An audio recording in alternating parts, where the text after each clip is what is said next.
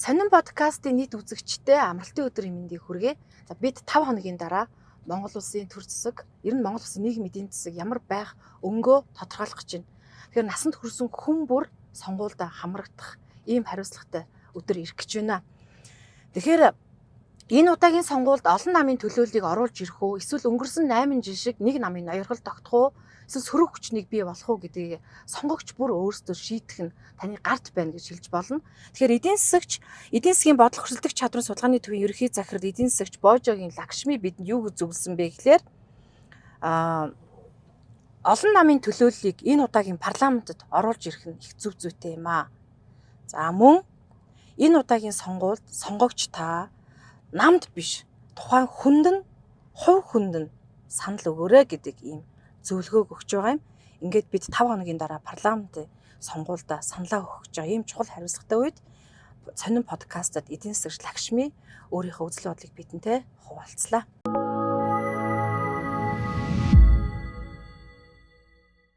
За та нар сүүлийн үеийн сонин сайхан ер нь бол намтай ажил тавлаг тэгэл ажлуудаа хийгээл ээж энэ өнөөдөр бас яг нэг хилцүүлэгт ороод Амчами Америк Монголын худалдааны танхимын нөгөө нэг сонгуулийн дараах эдийн засаг ямар байх вэ гэсэн юм сэдвээр бас нэлээд эдийн засагчдыг уурж оролцуулж бас юм хилцүүлэг өрнөсөн байгаа. Монголын үндэсний худалдаа аж ахуйн танхимын ерөнхийлөгчд нэр дэвшлээ. За сая улсын хуралд бас нэр дэвших гэж үзлээ тийм ээ. Тэгээд яг энэ хоёр дээр та ер нь эн чинь бас таны хувьд үзэгчтэйгээ ингээ хуваалцах сонин сайхан гэж ойлгоод байна. Тэгэхээр яагаад Монголын үндэсний худалдаа аж ахуйн танхим дээр би бол нэг гендрийн асуудал байв гэж нэг харлаа. Миний өнцгөөс улсын хурлын нэр дэвшигчдийг ингээд харахаар боловсролын хувьд би таныг үнэхээр одоо чистий болж ийн гэж үздэг байгаа байхгүй. Гэтэл нөгөө мөнгө гэдэг юмнаас болж ийн үү? Ер нь яг ингээд тогоон дотор ингээ орхлоор ямар байдیں۔ Тэ энэ үгээр хоёлаа нэг яриагаа эхлүүл. За тий бас их сонирхолтой асуулт энэ өнцг нь худалдаа аж үйлдвэрийн танхимын ерөнхийлөгчд нэр дэвшихтэй бол би бас ингээд судлаад үзэхэд урд өмнө хизэж эмхтэн нэр дэвшиж байгаагүй юм байлээ.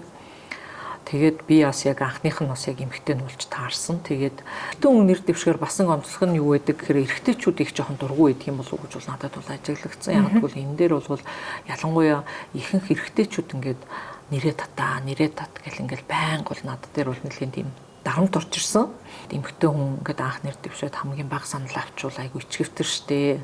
Бараг ингээд нэрээ татцсан нэг цэвэрхэн штэ энэ төр гэл ингээд нөгөө тиймэрхүү юмнууд хилээд ахаар ингээд жоох ингээд хүн юу яадаг юм бэлээ жоох ингээд эргэлзэж эхэлдэг бас яг тий өөрөө автдаг юм тэрэндээ тий автдаг тэгэл бас яг нэг талаасаа бас яг жоох хүнд үйд юм билээ. Тэгэхээр эмхтэн хүн ер нь иймэрхүү одоо альва юмд ер нь сонгуульч тэр альва нэг байгууллагын бас яг ийм зөв тэргуунд нэр дэвшигтэй бол айгуу тийм хүчрэг байх хэрэгтэй байд юм билээ. Ардаа бас яг айгуу чухал тийм хүчрэг баг хэрэгтэй юм билээ гэж би бол бодсон. За сонгуульд нэр дэвших үйл явц бол би бас жоохон арай өөрөөр төсөөлж исэн. Ягаад гэвэл өөрөө бол бас яг нэг талаасаа бол арчсан нам бол өөрөө бол бас яг хүний эрхийг дээдэлдэг арчилсан гэл ингээл өөрсдийнхээ айгуу тийм сурталчлаад идэг болохоор бас яг нэр дэвших үйл явц процесс нь яг ийм төвшөнд болно гэдгээр бол ойлгосон. За мөн түнчлэн үндэсний бодлогын хороогоор нэрийн одоо ингээ бичдэг шүү дээ цаасан дээр. Тэрийг хүртэл одоо дараалал нь ямар дараалал байх уу гэдгийг хүртэл үндэсний бодлогын хороодын гишүүдээсээ авах ёстой гэсэн ийм заалтууд орсон юм билий. Харамсалтай нь яг энэ удаагийн сонгуул бол энэ одоо хуулийн дагуу яг заасны дагуу яваагүй. Сүлдээ бүр шууд ингээд нэрсүүдийн ингээд явцсан. Тэгээд тэрэн дээр бол нэлээх олон хүмүүс бол бүхэмдэл илэрхийлээд энийг бол болио энэ одоо биднээс санал авахгүй зүгээр л ингээд шууд ингээд саналууд болгоо явчихж байгаа үйл явц нь бол онцгүй байна гэдэг хүмүүс нэлээх бүхэмдэлтэй илэрхийлсэн л дээ. Яг хаа дахиад авсныг сурамж нь юу гэхээр нөгөө эмгтээчүүд нэгдэж чаддгүй гэдэг нэг асуудал яригадаад байдаг. Тэгэхээр эмгтээчүүд хамтаар орж бас яг энэ асуудлуудаа тавья гэдгийг бол би бас нэлээх хэлжсэн энэ саналыг. Тэгэхээр энэ саналыг бол хүлээж аваагүй бид нэр одоо юу гэдэг ихэнхдээ эмгтээчүүдэнд дорноо тусдал нэг Google ах шиг байгаа юм те. Тэгсээр байгаа л нэг тийм үйл явц нь ингээл дууссан л та. Тэгэхээр зөв өнөөдөр 18 нас хүрсэн хүүхэд анхныхаа сонгуул өгөх гэж байгаа. Тэгэхээр энэ сонгуул бол надад хамаагүй гэж одоо ямар ч хүн хэлэх тийм ирэхгүй болчиход шүү дээ. Хүүхэд биш л бол тийм ээ. Буруу сонголт хийгээд байна.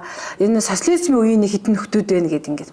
Тэгэхээр та одоо ер нь сонссноо сүүлийн одоо энэ сувлал аршаан сувлууд байдаг шүү дээ. их дүүрчихсэн байна гинэ. Үедээ залуу зандан байх үедээ нэг юм социалист нийгэмд амьдарч ирсэн, их гоё нийгэмд амьдарч ирсэнараа төсөөлөд яваад идэг. Тэр нөгөө залуу үеийнхаа дурсамжаасаа нэг гарч чаддгүй мүү гэж би бас хаяа бодоод идэв. Тэгээд нөгөө идэвхтэй оролцохороо дахиад нөгөө нэг намынхаа үзэл суртал, нам гэдэг юугаар айгуу тийм одоо юу гэж хэлмээр юм те тархиа угаалгацсан гэдэг юм уу илүү үнэнч байдаг тий үнэнч байгаад байдаг. Тэгэхээр тэр утгаараа одоо юу гэдгийг саналаа өгтө намдаа л өгнө гэл ингээл явдаг ихэнх хүмүүс тийм байгаад дээ шүү дээ. Настай хүмүүс залуучууд маань болохоор ялангуяа 18-аас дээш насны хүүхдүүд маань болохоор хангалттай хэмжээнд бас яг сонгуульд бол оролцдог. За энэ нь бол би бас яг тодорхой шалтгаанууд байдаг байх гэж бол хардгийн. Нэгт бол яг 10 жилд яг сургуулийн боловсролд сонгуулийн ач холбогдлыг сайн ойлгуулдаг. Залуучууд маань болохоор одоо өөрсдөө тий би одоо санал өгснөөрөө энийг өөрчилж чадахгүй гэж бодоо яваад байдаг. Ганц санал за би очихгүйсэн ч нэг санал миний санал нэг дутхгүй байх гэдэг нэг тийм жоохон хайн хандлага бол байгаад байдаг. Одоо магадгүй бид нарыг өнөөдөр нэг амралтанд явуулж хараа за яхах нэг амралтанд явуулсан юм чи санал өгчий гэд ингээд тэр тухайн хүнийх нь одоо нэг совиштэн гэж хэлээд идэм үү эсвэл нэг одоо тий юуд нь тодорхой хэмжээгээр нөлөө үзүүлчихдэг болохоор за санал өгчий гэд өгчдөг байхгүй юу. Тэгэхээр нөгөө өнөөдөр яг тэр утгаараа бид нар өөрсдийнхээ амьдралыг, үр хүүхдүүдийнхээ амьдралыг бид нар өнөөдөр худалдаж байна гэдгийг ойлгохгүй байгаа байхгүй юу. Залуучууд тэр бүр хардаггүй. За тэгээ яг өөрт нь хамааралтай тийм заалт байхгүй бол бүр сонирхдаггүй. Залуучууд руу хандсан тийм өрийн хөтөлбөр байхгүй бол. Тэгэхээр энэ ингээд нэг тийм цаасан дээр буусан зүйл болчиход байгаа учраас намуудын өрийн хөтөлбөр ер нь ингээд уйлддаггүй юм уу? За тэгээ энэ 126 дээр таны бас бодол ямар байгаа вэ? Яг 126 за яг мэдээж бас яг гишүүдийн тоо ихсэн үү багсан уу нэг том нэг их ач холбогдол байхгүй байх гэж бол би бол бодож байгаа. Тойрог томсгосонтой холбоотой бол ихэнх хүмүүсийн ярьж байгаа зүйлсийг ингээ сонсохоор за баг нөгөө нэг танихгүй хүмүүс айгүйх байна. Шинэ хүмүүс ороод ирэхээр гээд магадгүй дандаа нөгөө нэг өмнө байсан мэддэг хүмүүсээ л дугуйлчих айгүй тийм том эрсдэл харагдаад байгаа. Тэгэхээр яг дахиад шинэ засаг бүрэлдэх одоо шинэ их хурл бүрэлдэхэд бол 40% нь дандаа нөгөө хуучин хүмүүс нь орж ирээд үлдэгдэл нь дандаа шинэ хүмүүс орж ирэх тийм эрсдэл бол айгүй том харагдаад байгаа. Тэгэхээр энийг бас яг айгүй сайн харж энэ дээрээ сонголтоо хийх нь зөв юм болов уу гэж бол би бол хараад байгаа. Жагсаалт гэдэг чинь бол автоматар өнөөдөр ороод ирж тэр хүмүүс чинь ямар ч одоо бид нар тэрэн дээр зааг хязгаар тавих боломжгүй. Ардчилсан намын бас жагсаалтыг харахаар бас яг дахиад нөгөө л нэг их хурлын гишүүд нь дахиад орчихсон нөгөө ган төмөр одон туяа за дээрэс нь бат суурь гэл нөгөө хуучруулыгаа дахиад тэр жагсаалтанд оруулсан.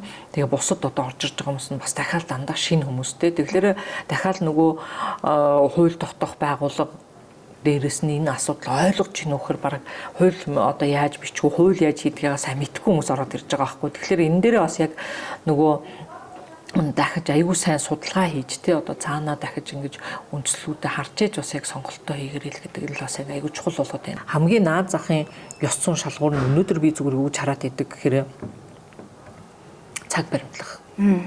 Сахилга бат хэрэгтэй болчиход байгаа юм.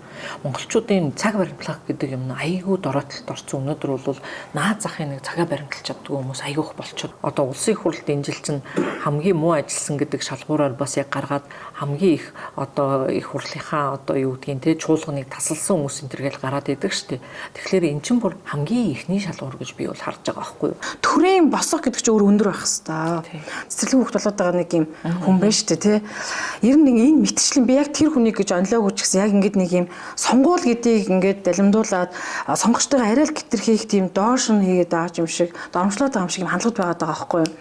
Тэгэхээр чин энэ одоо их сонир үзэгдэл юм биш үү? Сонгогчд өөрсдөө энийг хүлээн зөвшөөрöd байгаа болохоор тийм хүмүүс ч айгүйх олшроод байна шүү дээ. Тэгэхээр сонгогчд анханасаа бас яг дүнгийн тавиад өгчүүл нэг удаа нэг сонгуулиар тий одоо юу гэдгийг санал хуваах гэж байгаа эсвэл одоо магадгүй нэг яах гэж байгаа хүмүүс орж байгаа хүмүүст нь дүнгийн тавиад өгчих ёстой гэж би боддог байхгүй. Бүр сонгохгүй. Тэр хүнд нь сонгохгүй байвал тэр хүн чинь тодорхой хэмжээгээр сургамж авна шүү дээ тий.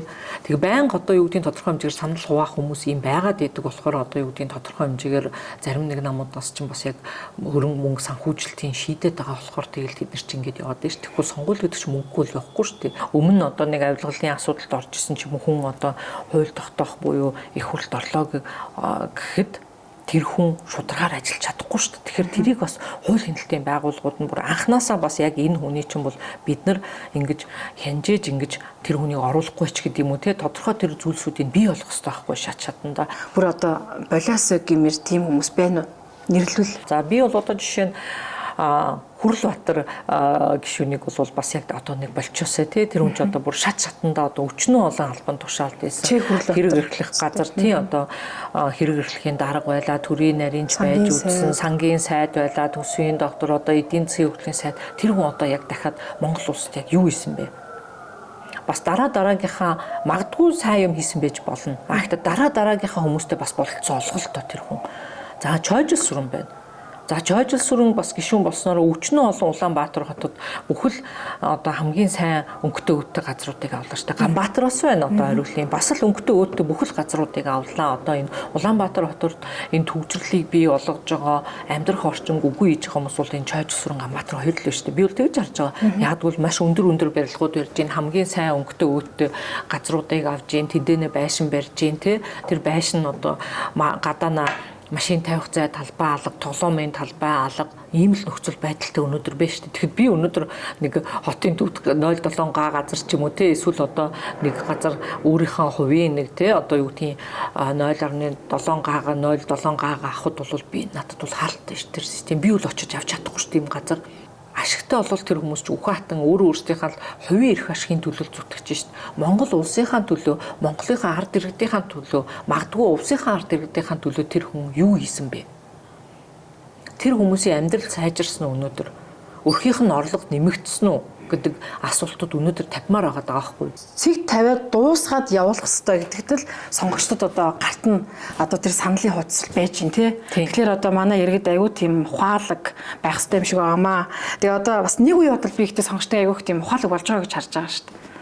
Би бол одоо яхаа зүгээр залуучууд нь нэг юмд найдлага байна гэж хараад байгаа нь юу гэхээр бас яг одоо Монгол улс ч бас харьцангуй залуу хүмүүс нь илүү их бий болж штэ тий хүн амын хувьд бүтцийн хувьд аваад үзэхэд бас яг залуучууд нь илүү олон болж байгаа. Энэ удаагийн сонгуулиар бол бид нар нэгт бол тоон ихсэн нь бол нэг талаасаа бол давуу тал нь юу гэхээр маш олон намын төлөөл орж ирэх боломж гэдгээрээ бол бид нар харах хэрэгтэй байх гэж бол бодоод байна. Тэгэхгүй дан дахиад нэг намын төлөөл олонхоор болоод явчих юм бол дахиад нөгөө нөхцөл байдал чи өрөвлчлээд нөгөө хүмүүс нь одоо цөөнх болж байгаа тэр хүмүүс нь бол хяналтаач тавьж чадахгүй юу яаж чадахгүй болчиход байгаа. Тэгэхээр бас яг дахиад энэ сонголтуудаа хийхдээ зөвхөн танил тал одоо юу гэдгийг таньдаг хүн гэдгээсээ илүү бас яг тэр хүн одоо яг өнгөрсөн хугацаанд юу хийсэн бэ? Одоо дараа нь юу хийх вэ гэдгээр нэгт харах ёстой. Хоёрт бол бас яг дахиад илүү сонголтуудыгаа хийхдээ сонгуулиа өгөхдөө илүү олон талын юм хүмүүсийг дэмжисэл гэж бол би бол бодож байна. Лакшми гэдэг хүнийг бол одоо герман школ гэдэг зүйл тоттгол бас дагаж явдаг. Тэгэхээр таны түрүүний ярианд ирж гисэн нэг цаг баримтлах гэдэг. Тэгэхээр герман школтой хүмүүс бол яалтчгүй цаг баримтлагдаг хүмүүс байдаг. Тэгэхээр германы улс төрөөс одоо аммаар манайх ингмээр тийм зүйл нь юу гэдгийг нийгмийн баримжаатай эдийн засаг гэсэн өөрөөсөө эдийн засгийн загварыг ингэж цааш нь хөгжүүлж нэлээх ингээд олон жил яг тэрийг баримталж ирсэн байдаг.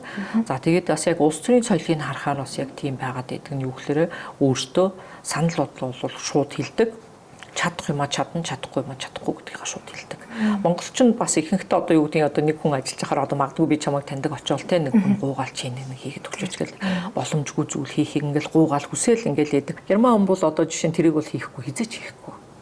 Тэгэхээр улс төрн ч гэсэн одоо юу гэдгийг тодорхой хэмжээгээр хариуцлагаа бол нэхэж чаддаг гэж бол би бол харддаг. Хүн гэдэг чинь нөгөө нэг одоо сүргийн одоо тийм сэтгүүтэй гэдэг юм байна. Тэгэхээр олонх нь ямар энэ цөөнхөн тэрийг дагд юм байна. Нийгмийн өнөөдөр бас яг байгаад байгаа асуудлууд нь олонх нь ингээд тийм байгаад байгаа. Бид нар тэгээд нөгөө хамтын тийм үнэт зүйлс тэр юмнуудаа бий болохгүй, тийм хилцүүлгүүд өрнөхгүй байгаад байгаа болохоор бид нар ингээл зүгээр л нэг за би болж ин дөө өнөөдөр тэр хажуу айл яана үхнүү байна уу, талхаа иднүү, уунгаа иднүү бид нар тамаагүй болчиход байгаа байхгүй. Би л болж ийл болоо, өнөөдөр болж ийл болоо гэдэг сэтгүүгээр бид нар өнөөдөр байгаад байна. Нийгмийн хувьд бас яг нэг ажиглагдаад байгаа юм нь юу гэхээр үр хүүхдүүдийн төлөөгээд байдаг боловч бид нар хүүхдүүдийн төлөө энэ нийгмийг бий болгох, илүү сайн сайхныг бий болгохын төлөө бид нар тэмцэхгүй шүү дээ өнөөдөр. Агарын бохирдолтой энэ хүүхдүүд өвдөд байна гэдэг хамгаалал бид нар яагаад нэгдээд өнөөдөр энэ дээр асуудлуудыг бүр тууштай ингэж явж чадахгүй байгаа юм. Автобусны жолооч түүхийн ажилчид буюу одоо цалингийн нэмээ те 3.5 болгочлоо, 2.8 болгочлоо гэж ярьж шít. Эсвэл жинхэнэ сонгуулийн шоу болчлоо гэдээ ингээ харж байгаа. Хоёр талтай гэж харж байгаа. Нэг нь бол яг сонгуулийн асуудал байгаа. Нөгөө талаасаа бол сонгуулийн шоу нөгөө талаасаа олон жил бас яг энэ халамж өгсөн болохоор өнөөдөр ажил хийх хүн олдохгүй байгаа даа шүү дээ. Их сургуулийн профессороос өндөр цалин авах гэдэг шүү дээ. Бараг худалч хүнд те. Эсвэл зүгээр докторийн зэрэгтэй их сургууль багшилж байгаа бараг гадаадд доктороо хийсэн хүн чинь тийм нэг 2 сая гаруйтай цалин авч байгаа ш, нэг 2 сая 240 ч юм уу 500 те. Тэгэхээр энэ тэгш бус байдлыг бий болгоод байна л да. Тэгэхээр яг энэ дээр бол ууг нь бол бас яг үйлдвэрчний эвлэлийн дээр бол ууг нь дуурах хэрэгтэй болчиход байгаа. Энэ дээр бас яг тодорхой хэмжээгээр одоо он жилийн нэмэлт гэдэг ч юм уу те, анх орж байгаа үнэ нэг сая төгрөгөөр ч юм уу ороод за магадгүй нэг 2-3 жил ажиллангууд нь ямар ч аваар осол гарахгүй, ямар ч юу яахгүй тохиолдол те, ажил таслахгүй одоо сайн ажиллаж байгаа хүний цалингийн дахиад нэг 50% нэмдэг ч юм уу, ингээд ийм үе шатлалууд бий болох ёстой болчиход байна л да. Одоо 100 мянган төгрөг өгж байгаа энэ хүүхдийн мөнгөний асуудал ер нь цаашдаа та зүгээр эдийн засагч хүний хувьд энийг ер нь нэмэх боломжтой гэж хардаг, улсын төсөвт нэмж суулгах боломжтой гэж хардаг. За ер нь бол хүүхдийн мөнгө бол бий байх ёстой гэж бол боддгийн. Ягаад гэвэл энэ бол яг бас миний хувь хүний байр суурь юм байгаад байдаг. Ягаад гэвэл энэ нь бол ялангуяа бас яг Монгол улсын хувьд бол эргээгээд одоо юунд зарцуулж чинь ч гэдэм үү те, тодорхой хэмжээний юм хяналтууд тавих хэрэгтэй болов гэж бол бодоод байгаа. Ягаад гэвэл бас яг олон хүүхдээ айлууч ихэнхдээ одоо ажил хийхгүй хүүхдийнхаа мөнгөөр амьдарч байгаа. Хүүхдтэй одоо ямар ч одоо шимт хижээлтэй хоол өгөхгүй те, за дээрээс нь хувц морч авч өгөхгүй, ингээд ийм нөхцөл байдал өөр өөртөндөө ч юм уу те, аригтар суугатаа ингээд зарцуулж чинь гэдэг ийм асуудал бол яригдж байгаа. Германд нэг зүр цэцэг үүдээ нэг хүүхэд нэг байшин гэдэг байхгүй. Тэгэхээр тэр нь юу гэж байгаа гэхээр нэг хүүхдийг өсгөж хүмүүжүүлж одоо хоолонд бүх юм яахад бол бараг нэг байшин барих хэмжээний зардалтай дүүцнэ гэдэг зүрх байхгүй, одоо зүүрлэж байгаа юм. Тэгэхээр би бол яг өнөөдөр Монголд ч гэсэн бас яг тийм адилхан гэж бол боддгийн. 100-аас нэмэх боломжтой одоо ер нь улсын төсөвт. За яг ер нь бол нэмэх бол боломж бол байгаа ах гэж бол боддгийн. Яг бол өнөөдөр бид нар бас яг орж ирж байгаа орлогыг харахад уулуурхаагаас орж ирж байгаа орлого нь бол ямар байна те. Тэгэхээр энэтэй холбоотой нэмэх бол боломж бол байгаа. Гэхдээ яг дахиад энээсээ 100 мянгасаа дээш гаргалаа гэд өнөөдөр бас яг дахиад л нөгөө нэг хүүхдийнхаа мөнгийг зарцуулалтанда дахиад нөгөө аригтаар суугатаа ээж аав нь ажил хийхгүй юм хүүхдэд зарцуулахгүйгээр яага байхгүй байх эрсдэл гарчгүй л гэж би бол хараад байгаа. Энэ бол бас яг нэг аюул том султаалуудын нэг байгаад идэг. Нөгөө Эрдэнэс 5-7 ногдол ашиг байна те. Тэгэхээр энэ ногдол ашигийн нөгөө бэлэн мөнгө тараасан. Тэгэхээр тэр бэлэн мөнгө тараасны үр дагавар одоо намар гарнаа гэж нэг хэлээд байгаа шүү дээ. Тэгэхээр энэ нь яг юу гэсэн үг вэ? Дэж 100 болол бид нар чинь найр наадам гэдэг нэг анзаарахгүй явчихна. Тэгэхээр нэг 8 сарын дунд сүүлээс за нэг 9 сарын ихээр бол нэлээд л тийм том хичээлийн шинжилгээ үе нэлээд л том шокууд орж ирэх бол гэж харагдаад байгаа юм. Тэгэхээр үүнтэй холбоотой бас яг харахаар мэдээж энэ дээр бол бас яг дахиад нөгөө нэг зээлгүүд байна те, одоо малчд өгж байгаа хоршоодод өгж байгаа зээл гэл олон асуудлууд л орж ирнэ л дээ. Тэгэхээр бас яг дараагийн засгийн газар бол нэлээд л толгойн өвчнөд таах болов гэж би бол хараад байгаа. Тийм. Та бол одоо бас л нэг Герман гэж ярих гэдэг. Германд бол уул уурхай докторантаар сурч ирсэн хүн те. Тэгэхээр нэг уул уурхайг би таныг бас сайн мэддэг гэж үздэг. Тийм учраас одоо нэг сайлын үнэ гэж яриад байгаа манай Эрдэнэт төрөмжт үйлдвэр байна тийм ээ. За тэгээ араас нь одоо Эрдэнэс 5-7 байна. За нөгөө сонгуул болгоноор улс төржүүлдэг гэх нөгөө оюутлогоо. Гэт энэ томоохон толгойд одоо энэ уул уурхаануудын талаар таны бодол ямар байдаг вэ? Монгол улсын хувьд бол бас яг нэг айгүй чухал юмыг одоо сүүлийн үед гарч байгаа энэ үйл явцаас ингээ харахад уул уурхай мөчлөг их богинохон байгаад байгаа. Тэгэхээр нөгөө нэг уул уурхай нөгөө нэг түүхийн эдийн өндөр байх үе айгүй богинохон. 2-3 жил байгаа л ингээл унчаад идэг. Тэгэхээр энэ нөгөө нэг давлгаанд бид нар айгүй хүртчихэд идэг. Тэгэхээр яг Монгол улсын хувьд бол бид нар одоо уул уурхайн бүтээгдэхүүнээ цааш нь хөгжүүлэх ёстой гэл ингээл яриад идэг. Би бас тэрийг бол нэг талаас бол жоохон буруу байна гэж бол бодоод байгаа. Тэгэхээр бид нар одоо уул уурхай өндөр байх үед аль болох их хэмжээгээр нь түүхийгээр нь олборлж их хэмжээний мөнгө хийж хөндлөлт үүсгээд за тэр мөнгөөрөө бол бид нар илүү бусад салбаруудаа хөгжүүлэх шаардлагатай байгаа. Ямар эдийн засгийн салбар нь тэжээж авч явах вэ гэдэг аюул чухал асуудал өнөөдөр үүсэж байгаа. Тэгэхээр тэр салбаруудыгаа бид нар бий болгох ёстой. Манай Монгол улсын ер нь ирээдүйтэй экспорт юу ах вэ гэдэг, экспортлох бүтээгдэхүүн юу ах вэ гэдгээ бид нар аюул сайн бодож тэрийг болов цааш нь нэмэн өртөг шиг гэсэн юм бүтээгдэхүүн хөгжүүлэх ёстой гэж бол хараад байгаа. Яг бол бүх юмыг бид нар үйлдвэрлэж чадахгүй. цааш нь боловсруулах одоо нэмүртэг шингээсэн тэр үйлдвэрүүд чинь барихад чинь богино хугацаанд барихгүй наад зах нь 5-6 жил байхгүй. Тэгэхээр тэрийг хийгээд ингээ барихсаар адил нөгөө түүх эдийнх нь унчхаараа дахиад нөгөө нэг хүндрэлтэй нөхцөл байдалд орно. Тэгэхээр энийг бид нар аягүй сайн бодож хийх ёстой байна. Тооцоолж, анализ хийж судалж бид нар хийх ёстой. Тэгэхээр ер нь сүүлийн яг энэ өрсөлдөх чадрын тайлан гарсан уу? Манайх ер нь дээшилж байгаа ийм дүр зураг байна уу? Эсвэл нөгөө Венесуэл, Украиний гараас яг ингээл яваад байгаа юу? Ер нь бол манайх бол нэг дээшилж байгаа дүр зураг бол харагдахгүй байгаа. Бараг Венесуэл, Украинтай цуг яваад байгаа. Ягаад гэвэл энэ дээр бас яг нэлээд олон тийм цогц бодлогууд ер нь хэрэгжүүлэх шаардлагатай байгаад байгаа. Тэгэхээр хоёулаа түрүүн ярьжсэн нөгөө менежментийн асуудал, төрийн менежмент гэдэг асуудал өнөөдөр гарч ирж байна. Тэгэхээр хууль эрх зүйн орчин харахаар ихэнх одоо хууль эрх зүйн орчин бол харьцангуй гайгүй болсон Монгол улсын хуулиуд нь гайгүй. Тэгэхээр бүтэхгүй байгаа бүх юмыг бид нар хуультайгаа холбоод ээж болохгүй.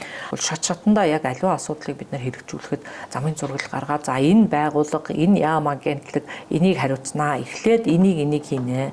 Мэдээлэл ил тод байна, идэл ил тод байна. Яг ямар мэдээлэл ил тод байх хэвтэй. Жишээ нь аймгийнхан засаг дарга тий одоо ийм юмнууд ажлууд хийх хэвтэй. Иргэдээс ингэж санал авах хэвтэй. Бас байгууллагууд тий төрийн байгууллагууд юу гэж ойлгодог. Тэгэхээр шилэн дансандаа байршуулсан юм чинь тэр чинь бол уурчглаараа гүйцэтгэлнэ шүү дээ. Тэрнээс өмнө одоо магадгүй тэр чинь төсвийг одоо тухайн одоо өөрийнхөө аймгийн төсвийг одоо төсөвлөхдөө яаж төсөвлөж байгаа юу хийх ёстой байгаа ингэдэг юмнуудыг ингээ гаргаж ирж ингэж явж байгаа үе шатууд нард иргэдээс санал авч байгаа юм уу яаж байгаа ингээл энэ үйл явц чинь бүгдээр хаалттай байдаг байхгүй одоо жишээ нь төсөв чинь өргөн барьсны дараа дөнгөж 10 сарын 1-ээс гэл ингээл хилцээд эхэлдэг олон нийтээр яриад эхэлдэг тэр нь өмнө болж байгаа юм бол бүх юм хаалттай ойлгомжгүй байгаад идэг штэ тэгэхээр энийг айгүй ойлгомжтой бид нар болгох ёстой гэж бол энэ эдийн засгийн өрсөлдөх чадвар одоо энэ ингээд манайх сайжрахгүй байгаа. За мэдээж тэр таны түрүү ярьсан зүйлсүүд маш ихээр нөлөөлж байгаа. Гэхдээ манайх шиг юм жижиг улсын үед бас нөлөөлдөг. Хоёр том хөршийн одоо энэ дарангуйлал, далд тий. За тэгээ одоо Орос Украины дайнч гэдэг юм уу. Эдгээр ер нь нөлөөлж байгаа юу? Яг мэдээж тодорхой хэмжээгээр бол нөлөө үзүүлнэ. Жишээ нь бол яг Монгол улс чинь жижиг эдийн засгийн хувьд бол яг нэг талаас бас давуу тал байдаг. Юу гэхээр зөв бодлогуудыг хэрэгжүүлчихвэл уг нь айгу хурдан бас босчих боломж нь байдаг гэж би бол хардаг. Манай монголчуудын амьдрал чинь овоо сайхан дэвжээд дээшлээд байгаа юм шүү гэж харагдаад байна. Харагдах байдал нь. Гэтэл тухайн иргэнтэй ингээ уулзах юм уу ингээ иргэн тойрны хүмүүс ингээ харахаар зүгээр доод л нь хоёр зэлтэй. Амьдралынхаа одоо чанарыг дийлжүүлэхийн тулд одоо мөнгө авахгүй бол ялчгүй зээлээр л асуудал шийдэн шүү дээ тий.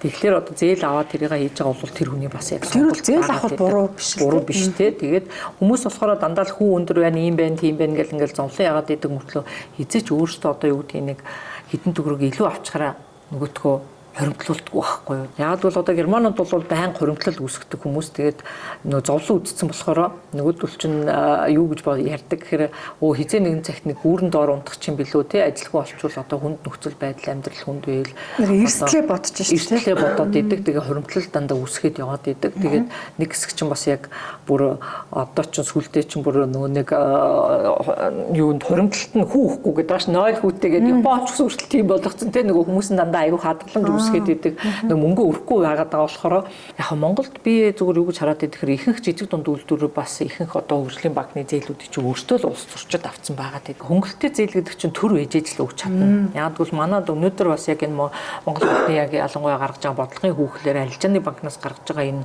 зээлийн үгээр бол хийж чадахгүй шүү дээ.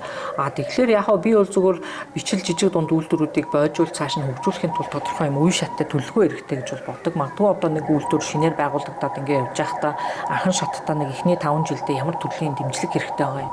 Хөнгөлөлттэй зээл хэрэгтэй байгаа мó, татвараас хөнгөлөх хэрэгтэй байгаа мó, томоохон одоо магадгүй нэг жижигхэн нэг 2 хүний ажилтнтай үйлдвэр байлаа гэхэд тэр хүнийг одоо бойжуулах, дэмжих магадгүй тэр жижиг дунд үйлдвэрээс зээл өгөх ёстой шаардлагатай байгаа. За тэгээд дараагийн шатанд нь одоо 5 жилээс дээш гараад үйл ажиллагаа нь жигдрээд ингээ явцсан байгууллагыг бол дараа нь одоо үр төлөлийн зээл хөнгөлөлттэй зээлээр дэмжиж цааш нь хөгжүүлэх.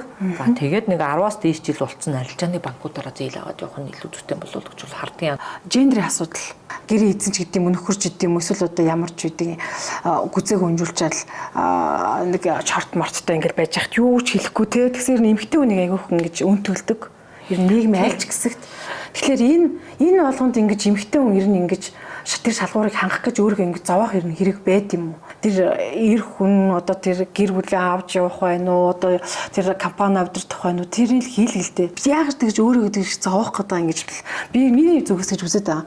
Таны үзэл бодол ямар байдаг вэ? Энэ гендрийн асуудал. Би бол яг зүгээр гендер дээр харахаар бид нар яг нийгмээр яг эмэгтэй хүндээ илүү өндөр шалгуур тавьдаг. Тэгэхээр эмэгтэй хүнийг ингээд харахаараа бид нар одоо юу гэдгийг гоё хувцастай, гоё одоо үсээ засчихсан, тарган байна, бүдүүн байна, тий туранхай байх ёстой. За дээрээс нь хүүхдүүд нь амар сайн хүмүүжүүлсэн байх ёстой. Хоол сайн идэг байх ёстой. Гэрээ сайн цэвэрлэн. За дээрээс нь ажиллаа сайн хийн гэдэг. Тэгэхээр яг нөгөө нийгмийн өнөөдөр шалгуурууд аягүй өндөр байгаад байна л та. Тэгэхээр эмэгтэйчүүд хандах хандлага нь тэгээд бас яг олон нийтэд ч гэсэн одоо юу гэдгийг эмэгтэйчүүдийг бас яг айгүйх тийм амархан шүүдэг нэг тийм нөхцөл байдал үүсдэг. Улны гэж хэлсэн үгнээс огцорж байгаа бол тэрнээс байтугай муу юм хийсэн эрэгтэйчүүд биш үү өнөөдөр тэд нар яагаад өнөөдөр огцрохгүй байгаа юм тэднийг бид нар яагаад огцруулаагүй юм огцруулахгүй байгаа үнэхээр өчнөө тэнэг нөхдүүд байж л шүү дээ жижиг суугаад тэнэг юм яриад идэг тэгэхэд огцруулахгүй байгаа хгүй эмэгтэй хүмүүс нь ч гэсэн илүү тийм хортой шартай тэрэндээ ингээд таарах гал те өдөр тутам одоо ингээд зүтгээд идэг тэгтээ яг энийг бол уг нь хүмүүс бол өөрийнхөө л байх ёстой гэж бол би одоо би нийгэм тааруулж би өөр өнөөдөр амьдрах ёсгүй гэж бол би бол боддог. Би бол заримдаа бол одоо юу гэдэг 7 хоногийн эцэр ч гэсэн одоо нүүр амаа бодох нэг бэлтгэлийн өмдтэй гараа явах сайн чөлөөт өөрийнхөө баймаар л шүү дээ. Яг бол хүн намайг юу гэж бодох нь надад бол уг нь бол яг үндэлэхэд бол нэг хамаагүй байдаг байхгүй. Яг бол би өөртөө надад одоо миний биеинд эвтэйхэн хувцас таарсан хувцас би өөртөө ингээд болж ивэл надад болоо л гэж би бол боддгийн. Ирэх 4 жил бид энэ ямар төр зэсэгтэй амьдрах юм те гэдгийг бид өөрсдөө тодорхойлох гэдэг шүү дээ. Тэгэхээр энэ бол одоо хүн болгонд хамаатай болчиход байгаамаа. Тэгэхээр одоо юу ингээд хаяанд ирчихлээ сонгуульд. Энэ жилийн сонгуул бас нэлээ хүнд болох нь яг гэвэл мэдээж бас яг нөгөө 10 мандаттай тойрогдох чинь л одоо жишээ нь тэн дээр ч одоо жишээ нь 24 нам эвсэл дэвшиж байгаа гэхэд одоо жишээ нь тэндээс 24 үс дэвшнэхээр 240 хүнээс сонгох болно шүү дээ. Жишээ нь за бүгдээрээ биш юм аах. Тэгээ за 10 наманд хийжээ 10 наманд дэвшүүлж гинэ гэхэд чинь 100 хүн л байх байхгүй 100 хүнээс чи 11 дугуйлна шүү дээ. Тэгэхээр бас энийг маш хариуцлагатай хандаарай л гэж хэлмээр байна л да. Өөрөө өөрсдийнхээ төлөө хүүхдүүдийнхээ ирээдүйн төлөө өнөөдөр бас яг энэ сонголтоо маш ухаалгаар хийгээрэй маш сайн нэгтэлж судалж нямба хандаарай л гэж хэлмээр байна л. Намаа нэг төрүүлж харахгүйгээр хүнээ бас хилүү хүнээ хараарай л гэж хэлэх гээд байна л та би. Тэгэхгүй бол бид нар ч бас яг дандаа л хэрвээ нэг намын тогтолцоо олонхороо болчих юм бол энэ нь бас яг дахиад улс их орны хөгжилд бас дахиад нөгөө сөрөг нөлөөлөл үзүүлнэ л гэж хараад байна л та. Тэгэхээр нэг нэгэндээ хяналт тавих энэ тогтолцоог бүрдүүлэхийн тулд олон намын тогтолцоо чухал гэж хэлмээр байна. За баярлалаа танд. Тэгээд бүх зүйлд нь сайн сайхныг хүсье. Бусдад дандаа урам хайрлагч байгаарай. Тэгээд манай урилгыг бас хүлээн авч манай подкастод орсонд баярлалаа. За баярлалаа урьж оролцуулсанд.